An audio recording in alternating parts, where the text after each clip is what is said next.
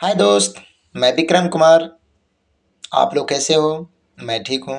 फिर एक बार मैं अपने चैनल पे मैं आपको बताना चाहूँगा दोस्त कि बहुत सारे स्टूडेंट होते हैं। शुरू में आते हैं तो बोलते हैं सर कैसे लिखें आंसर राइटिंग, कैसे लिखें सर, क्या आता है सर, नंबर नहीं आता है सर।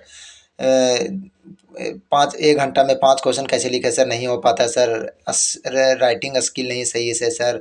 क्या लिखना है, कंटेंट नहीं है सर, कैसे? मैं आपको बताना चाहूँगा दोस्त एक बात।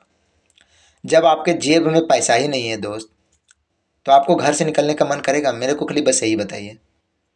नहीं। जब आप एक गिलास लिए हुए हो, गिलास में पानी पी लिए हो, जब तक गिलास में पानी तभी तो पी रहे हो। फिर पानी नहीं तो फिर कहाँ से पियोगे? तो मैं आपको यही बात बताना चाहूँगा दोस्त कि जब तक आप बुक को, मैं तो कतई नहीं बोलूँगा कि शुरू आपको कम से कम 6 मंथ अपने आप को इतना डेडिकेट करना है बुक पे। बुक को इतना पढ़िए ताकि माइंड में इतना कंटेंट आ जाए आपके पास कि आप आंसर आंसर राइटिंग लिखने में सक्षम हो। मैं बार बार बोल रहा हूँ दोस्त, आप शुरू में कभी प्रैक्टिस ना करें आंसर राइटिंग का। मेरे पास हो चुका है धोखा, मैं इसलिए हम आपको एक्सपीरियंस गेन बता रहा हूँ। मेरी दृष्टि में यही था कि मैं जब ज्योग्राफी में पढ़ा था, बहुत पढ़ा था। इन नोट्स को मैं बार बार पढ़ रहा था। लेकिन पहले मैं एनसीईआरटी सब कुछ नहीं पढ़ा था, खाली नोट्स को पढ़ रहा था जो पढ़ा रहे थे। हुआ क्या कि 50 नंबर का क्वेश्चन था, मैं 2 ही क्वेश्चन लिख पाया और सही से लिख पाया, मेरे को मात्र 13 नंबर मिला था। उस दिन मेरा हार्ट टचिंग हो गया था दोस्त, बिलीव नहीं होगा आपको। तो मैं अपना एक्सपीरियंस गेन कर बता रहा हूँ ताकि आप ऐसा गलती कभी ना करें। जब मैं गलती किया हूँ, मैं अपने आप को सुधारा हूँ, इसलिए मैं आपको ये वीडियो बनाने का पर्पस है कि आप गलती ना करें, आप एक स्टेज को आगे बढ़ें। तो आप शुरू में आंसर राइटिंग कभी ना लिखें, ना लिखने का कोशिश करें। आप पहले सबसे पहले सभी बुक को रीडिंग करें, इतना कम से कम 4-5 बार, ताकि कंटेंट कंटेंट इतना अपने माइंड में आ जाए ताकि आप कोई भी आंसर लिखने में सक्षम हो जाए। आंसर राइटिंग में ध्यान क्या रखना चाहिए आपको, मैं ये बताना चाहूँगा। सबसे पहले बहुत सारे स्टूडेंट है कि जैसे मान के चलिए कि भूकंप के बारे में पढ़े हैं, तो थोड़ा सा आंसर भूकंप के बारे में पढ़ लिए हैं, थोड़ा सा आप आंसर में क्वेश्चन में पढ़े भूकंप क्या हुआ, भूकंप के बारे में लिखना चालू कर दिए। ऐसा कभी नहीं होता है दोस्त। सबसे पहले आप क्वेश्चन को लाइन बाय लाइन पढ़िए, लाइन शुरू में क्या कह रहा है, शुरू में जैसा जैसा क्वेश्चन बोल रहा है वैसा वैसा आप लिखिए आंसर। आंसर लिखते समय आप ध्यान दें कि शुरू में इंट्रो कैसे लिखना है। इंट्रो मात्र 2 से 4 लाइन का लिखना है। जैसे मान के चलिए भूकंप के बारे में लिखा हुआ, तो भूकंप के बारे में आप ऐसा लिख सकते हैं कि भूकंप भूकंप पृथ्वी की ऐसी अवस्था है जिसमें पृथ्वी के अंदर से तप्त एवं तरल मैग्मा पृथ्वी के बाहर आती है, इसे भूकंप कहा जाता है। यह एक आकस्मिक घटना है। इतना आपको निष्कर्ष देना है। आपको पूरा निष्कर्ष बड़ा नहीं देना है, आपको तो पॉइंट जो मेन पॉइंट होता है उसमें तो आपको डालना है। बहुत सारे व्यक्ति भूकंप खाली पढ़ते नहीं पर रट के आते हो पूरा लिखना चालू कर देते, तो ऐसा गलती कभी ना करें। दूसरी बात, आप मेन पॉइंट देखो उसको लिखें। पॉइंट में आप कभी गलती ना करें, पैराग्राफ में कभी ना लिखें। जब ही क्वेश्चन ऐसा क्रिटिकल आ जाए तभी पैराग्राफ में लिखें। नहीं तो मैं बार बार आपसे हाथ जोड़ के निवेदन कर रहा हूँ भाई दोस्त, हमेशा आंसर राइटिंग हमेशा लिखें तो पॉइंट में लिखें।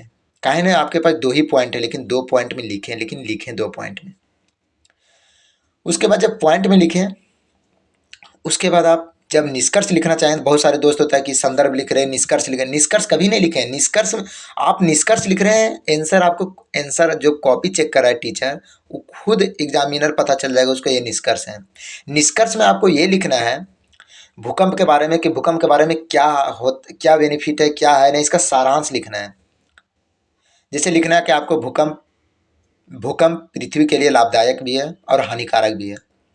भूकंप आने से पृथ्वी के धात्विक एवं अधात्विक खनिज ऊपर आते हैं, जिससे जिससे मिनरल्स, वाटर, झील आदि का निर्माण होता है। और इस हानिकारक में आप ये भी बता सकते हैं कि इनसे महल भवन का क्षतिग्रस्त होता है, इनसे बहुत बड़े पैमाने पे नुकसान होता है। तो अब भूकंप का इस निष्कर्ष दे सकते हैं आप। तो इतना ही आपको लिखना है। अगर आपको भूकंप बोल रहा है तो आप थोड़ा सा मैप दिखा दें कहाँ तक भूकंप आता है। जैसे पश्चिमी घाट सबसे ज़्यादा तो आता है हिमालय में, उसके बाद हिमालयन में, उसके बाद पश्चिमी घाट, पूर्वी घाट। तो थोड़ा सा लोकेट कर दिए, थोड़ा सा वजन बढ़ जाएगा आपको मेंस का। ये आपको आंसर राइटिंग लिखने का एक तरीका मैं बताया। आप कभी भी ना गलत करें कि पैराग्राफ में लिखें, हमेशा टू द पॉइंट में लिखें। पहले इंट्रो 2 लाइन का लिखें, मैं बार बार बोल रहा हूँ, फिर टू द पॉइंट में आपको लिखें, निष्कर्ष थोड़ा सा दे दें।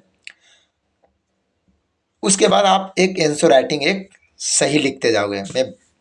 मैं बोलूँगा दोस्त, शुरू में आपका आंसर थोड़ा सा सही उतना नहीं रहेगा, लेकिन जब आप बार बार आंसर राइटिंग लिखेंगे, बार बार अपने आप को इम्प्रूव करना चाहोगे, तो मैं एक दिन दावा करता हूँ दोस्त, मैं आपको बताना चाहूँगा कि आने वाला 1-2 मंथ में आप इसी तरह अगर आंसर राइटिंग करते रहोगे, तो एक ना एक समय आपको इतना अच्छा आंसर राइटिंग हो जाएगा कि आप किसी और को बताने लायक हो जाओगे।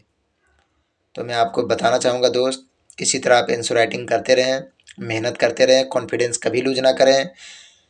और मैं अगली वीडियो में फिर मैं आपको बताऊँगा दोस्त कि दिल्ली आने के बाद स्टूडेंट को बहुत से भयावह जानकारियाँ मिलती है, जिससे स्टूडेंट लोग अफ़वाह में पड़ जाते हैं। तो मैं अगली वीडियो में बताऊँगा। जय हिंद, जय दोस्त। आशा है कि आप भी ठीक होंगे। आराम से पढ़िए, मेहनत कीजिए लगातार। जय हिंद।